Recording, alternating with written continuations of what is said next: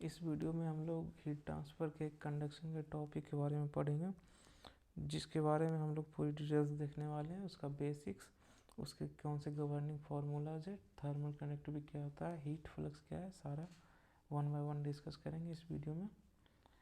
तो पहले हम लोग इस वीडियो को कंडक्शन से शुरू करते हैं। कंडक्शन होता है क्या है? कंडक्शन बेसिकली हीट ट्रांसफ़र का एक मोड्स है जो कि तीनों फेजेस में होता है, जैसे सॉलिड, लिक्विड और गैसेस में। क्यों? तो वो due to existence of temperature difference.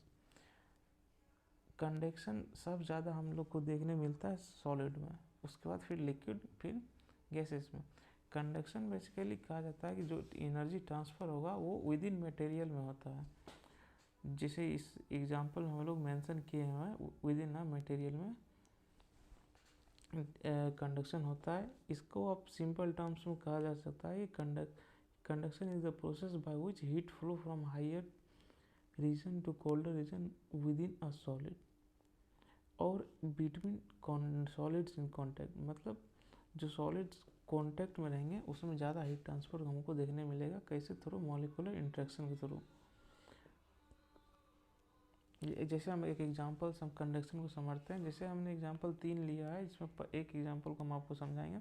A metal rod with one end in a flame, other end get hot after some time. जैसे हम लोग एक मेटल रॉड लिए, उसमें हम एक साइड से हम उसको बर्नर के थ्रू हम हीट करेंगे, तो उसमें देखेंगे कि एक टाइम के साथ धीरे धीरे हमारा हीट फ्लो होगा, आगे तक जाते जाएगा। लेकिन सब ज़्यादा हीट जो होगा वो जहाँ बर्नर होगा वहाँ पे होगा, उसका धीरे धीरे कम रहेगा। लेकिन हीट हमारा ट्रांसफ़र होते रहेगा और एक टाइम आएगा कि पूरा हमारा रॉड जो है हॉट हो जाएगा। दूसरा एग्जांपल है cooking pan handle gets warm when the pan is heated.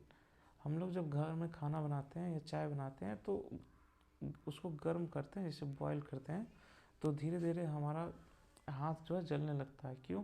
तो उसमें कंडक्शन हो रहा है, वो भी क्योंकि विद इन सॉलिड में हमारा, विद इन मटेरियल में हमारा हीट ट्रांसफर हो रहा है। दूसरा heating moving through walls of building in winter. जैसे हमारा जो वॉल होता है वो हीट होने लगता है विंटर में। इसके बाद ये हमारा कंडक्शन था। कंडक्शन को बेसिकली अगर इसका मैकेनिज्म देखिएगा तो कंडक्शन को पास 2 मैकेनिज्म होता है हीट ट्रांसफ़र करने का। हम आपको इसमें लिख देते हैं एक एक करके, ठीक है। पहला जो मैकेनिज्म है वो हमारा मॉलिक्यूलर किससे होता है? मॉलिक्यूलर इंटरेक्शन से होता है।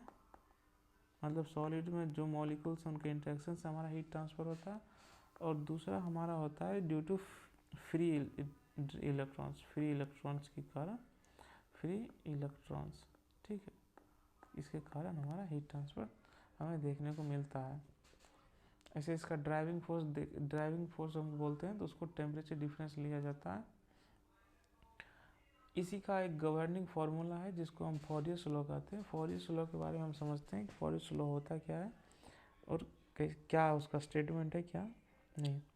तो फॉरियर्स लॉ कहता है कि जितना भी रेट ऑफ हीट ट्रांसफ़र होगा कोई भी मटेरियल से, वो डायरेक्टली प्रोपोर्शनल होगा टेम्परेचर ग्रेडियंट और उसके एरिया पे जहाँ पर हीट हमारा फ्लो करेगा, ठीक है। तो उसका एक फार्मूला है जो Q इजकल टू -KA/dT/dx। जो Q होता है हमारा रेट ऑफ हीट ट्रांसफ़र होता है, जिसको वाट में लिखते हैं। K हमारा थर्मल कंडक्टिविटी होता है, जिसको वाट पर मीटर केल्विन में लिखते हैं। एरिया को हम लोग मीटर स्क्वायर में, dt टेम्परेचर हो गया, dx लेंथ हो गया आपका, जिसको हम मीटर में लिखेंगे, dt टेम्परेचर को हम केल्विन में लेंगे। ये नेगेटिव साइन का मतलब ये होता है कि जो हमारा हीट ट्रांसफ़र जो है वो हाई से लो की तरफ हो रहा है, इसीलिए हम लोग, क्योंकि डिक्रीज हो रहा है तो हमारा नेगेटिव साइन आता है। इसीलिए इसको हम अच्छे से एक डेरिवेशन कर लेते, कैसे आता है पूरा अच्छे से डेरिवेट कर लेते हैं। देखिए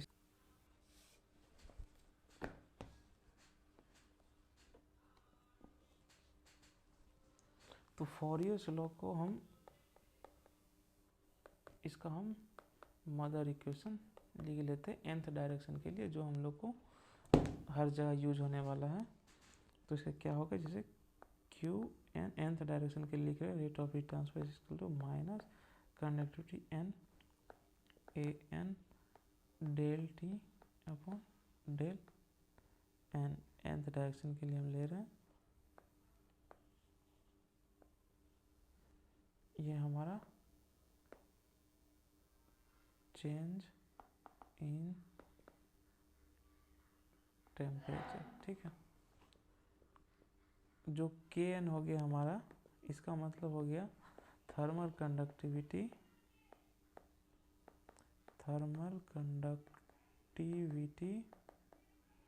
इन एन डायरेक्शन, ठीक है। ठीक, ये हमारा एक मदर इक्वेशन हो गया, इसको हम मदर इक्वेशन बोलते हैं, जो हमारा हर जगह डेरिवेशन में यूज होगा। आप इसको हर एक्स वाई जेड तीनों डायरेक्शन के लिए लिख सकते हैं। तो हम लोग इसको हर डायरेक्शन के लिए इसमें लिखेंगे एक्स वाई जेड तीनों डायरेक्शन के लिए।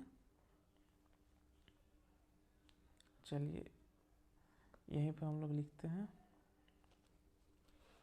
जैसे मान लीजिए आपका मदर इक्वेशन क्या हो गया,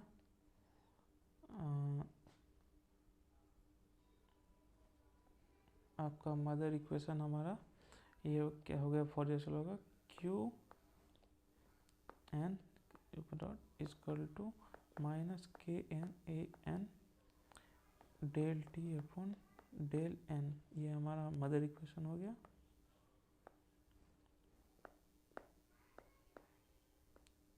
मदर इक्वेशन, ठीक है।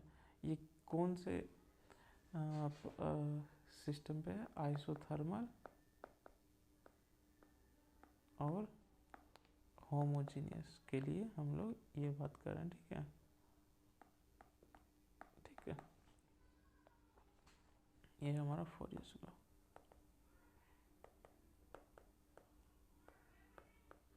ठीक, इसको अगर हम एक्स डायरेक्शन के लिए लिखना चाहेंगे तो कैसे लिखेंगे, तो लिखते हैं एक्स डायरेक्शन के लिए, ठीक है। पहले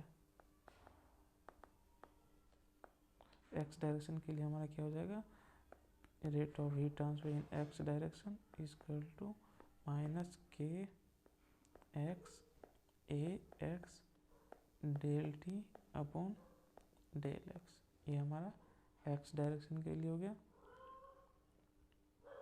उसी तरह हम वाई डायरेक्शन के लिए लिख लेंगे Q minus K Y A Y del T Y del Y, ठीक है। उसी तरह हम लोग जेड के लिए भी लिख लेंगे। जेड डायरेक्शन के लिए हमारा हो जाएगा rate of interception in Z direction is equal to minus K Z A Z D Z Y del Z, ठीक है। डेल जेड वाई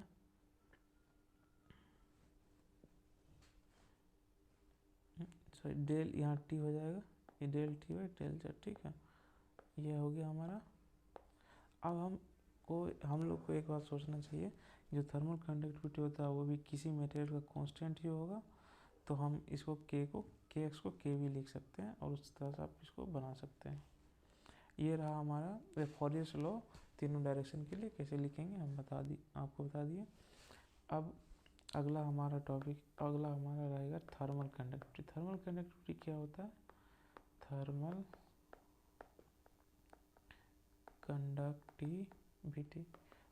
कंडक्टिविटी किसी मटेरियल का कैसे मतलब डिफाइन करेंगे, तो थर्मल कंडक्टिविटी मतलब कोई भी मटेरियल को कितना मतलब हीट कंडक्ट करने की क्षमता है, मतलब एबिलिटी टू कंडक्ट हीट, ठीक है। ये कोई भी मटेरियल हमारा कितना हीट कंडक्ट करने की अभी क्षमता रखती है, उसको हम थर्मल कंडक्टिविटी कहते हैं। इसका हमारा इसमें क्या होता है, जो फॉरियर लॉ हमने लिखा था उसके हिसाब से रेट ऑफ हीट ट्रांसफर जो है डायरेक्टली प्रोपोर्शनल किसके होता है, कंडक्टिविटी। इसका मतलब हम ऐसे निकाल सकते, इसका यूनिट निकाल सकते हैं कैसे, तो उससे हम के कंडक्टिविटी साइड करके minus rate of heat transfer upon del N. अब देखिए इसका हम यूनिट लिखेंगे, रेट ऑफ हीट ट्रांसफर, इसका यूनिट क्या हो जाएगा,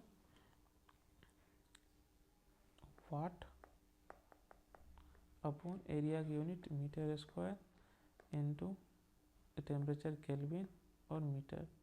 ठीक, तो मीटर मीटर कट गया तो हमारा यूनिट आ जाएगा वाट पर मीटर केल्विन, ये हमारा यूनिट हो गया। ठीक है, इस अब कंडक्टिविटी का मीनिंग क्या हुआ कि जैसे जो हमारा रेट ऑफ हीट ट्रांसफर है डायरेक्टली प्रोपोर्शनल कंडक्टिविटी का। अगर हमारा रेट ऑफ हीट ट्रांसफर बढ़ेगा, कंडक्टिविटी भी बढ़ा ज़्यादा रहेगा, मतलब सिंपल बात है। जैसे मान लीजिए किसी मटेरियल का कंडक्टिविटी हाई है, जैसे कॉपर, तो इसमें जो हमारा रेट ऑफ हीट ट्रांसफर होगा वो भी ज़्यादा होगा। मान लीजिए कोई भी मटेरियल का कंडक्टिविटी कम है, जैसे वुड, उसका रेट ऑफ हीट ट्रांसफर कम रहेगा बिल्कुल। ठीक, मतलब डायरेक्टली प्रोपोर्शनल है दोनों के। और हमारा यूनिट क्या हो गया, यूनिट ऑफ के थर्मल कंडक्टिविटी का वाट पर मीटर केल्विन। आप इसको ऐसे भी ले सकते हो, वाट पर मीटर डिग्री सेल्सियस, दोनों में आता है एग्जाम में क्वेश्चंस।